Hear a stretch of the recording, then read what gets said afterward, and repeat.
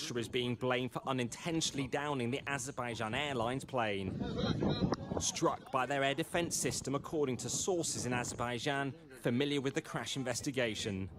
The plane had diverted hundreds of miles from its intended destination of Grozny. The capital of Russia's Chechen Republic has been the target of drone attacks as Ukraine strikes back against the invasion. Russia's aviation watchdog quickly claimed the pilot was attempting an emergency landing after a bird strike, rather than Moscow fending off drones. But with small holes clear on the plane's fuselage, expert cast doubt on that explanation. Looking at the pictures of the shrapnel in the aircraft, in the tail of the aircraft, it looks very much like a surface-to-air missile exploded probably 30 to 50 meters to the left rear of the aircraft. And the shrapnel from that, it's misunderstood how these missiles work. They don't actually strike the aircraft, they explode near it and they send shrapnel out. And in this case, it seems to have damaged the rear of the aircraft and the hydraulic systems in particular that affect the flight controls.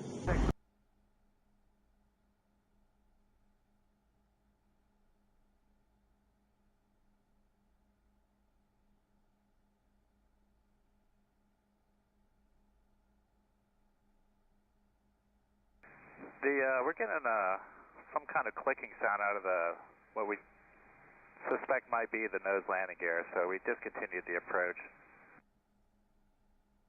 Brigade 4676, roger. We'll do the emergency now, mayday. Brigade 4676, we're having an issue with the nose gear. Total fuel on board is going to be 72. We've got 6,600 pounds fuel on board, and that gives us about an hour and a half. Yeah, we're not going to know for sure about the steering capability when we land, but yeah, we'll give you an update. Brigade 4676, New York, roger. Thanks for that. Pass along when you can.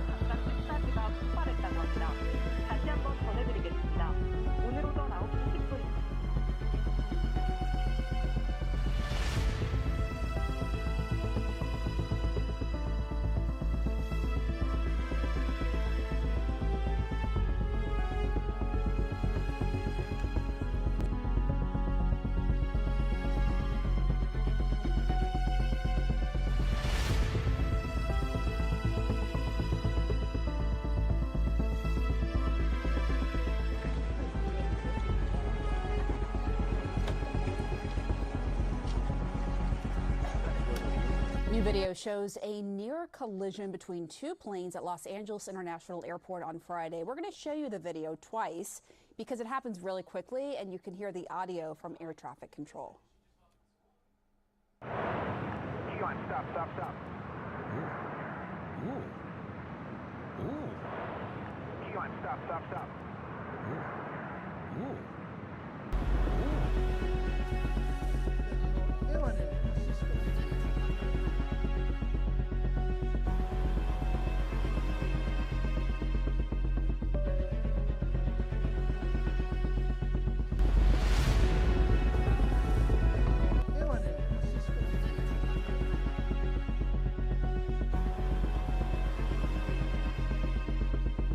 After their plane crashes at the Naples airport. The 6-seat aircraft banged into several buildings before finally coming skidding to a stop. You can see the mangled aftermath on your screen now. Week News reporter Jolina Esperto joins us live at the airport. Jolina, we learned at noon that the pilot had to make an emergency landing. Do we know why? Annalise, about an hour ago, the Federal Aviation Administration inspector in charge told me the pilot was only in the air for a few seconds before they had some sort of engine issue and had to make that emergency landing. And it was a dad, a mom, their teenage son, and his teenage friend. And you can see where they had to make that emergency landing here. So it's up against the Naples Jet Center building. You see the left wing really crashed into the building here. And I'm told that's actually what allowed them all to walk away away, fortunately, without even needing medical care. And I want you to take a look at video we got earlier this morning of when this crash first happened. We were able to get a little closer before they pushed us back with more caution tape. So crash investigators say the plane landed backwards when the left wing hit the Rex Air building here, as you can see. Then it crashed into the Naples Jet Center. The momentum turned and pushed them back in their seats, allowed them to walk away. The plane is totaled, and the Naples Airport Communications Director told me she's thankful no one was hurt, and it's not the way she wanted to start off the new year, but could be much worse. It's been a busy day, but this is when it's a good day because 4 people were able to walk away from this. Now, the FAA is still investigating. They do plan to take this plane over to Jacksonville to continue to investigate, really evaluate the engine and what could have happened there. Now, the inspector in charge I spoke with for this plane was the same one, the same inspector in charge for the Naples plane crash on I-75 last year. And he said, unfortunately, that could have maybe been a crash where everyone was able to walk away if the pilot didn't have to avoid cars actively driving on the road. Airliners fall out of the sky without warning. I've heard that 2 people are dead, 18 injured after a small plane crashed into a Southern California building. More details coming in real time. She's on the scene. Christy, what are we learning about the situation? Well, sadly, Fullerton Police has just revised the death toll. As you said, they now say 2 people died in that plane crash. Earlier, they had said it was 1. 18 people were also injured. And I want to show you the fire department response. We're about 20 miles from the city of Los Angeles. We're in Orange County in Fullerton, and they've brought in fire personnel from all over the region. There was real concern that this could grow. It happened at about 2:30 this afternoon. A lot of these buildings you see here were full of people. This is an industrial area.